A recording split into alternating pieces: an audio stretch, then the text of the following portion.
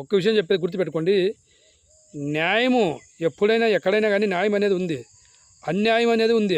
ఎప్పుడైనా కానీ న్యాయం ముందర అన్యాయం ఓడిపోతుంది. ఇది ప్రతి ఒక్కరు గుర్తుపెట్టుకోండి. ఇప్పుడు గెలిచినా కూడా అన్యాయము ఎక్కడో పక్కన న్యాయం ముందర ఓడిపోతుంది, ఖచ్చితంగా జరుగుతుంది ఇది. ఎందుకంటే ప్రపంచంలో జింకలు తక్కువ ఉన్నాయి, పులులు ఎక్కువ ఉన్నాయి. కాకుంటే రెండు సమానమే అనుకున్నాం అనుకోండి, పులులు జింకలు రెండు సమానమే. అయితే ఈ పులులు జింకలను పట్టుకొని తినేసి చాలా అన్యాయం చేస్తున్నాయి. కాకుంటే పులి వచ్చి 4 పిల్లలు నింతుంది, జింక వచ్చి 1 పిల్లలు నింతుంది.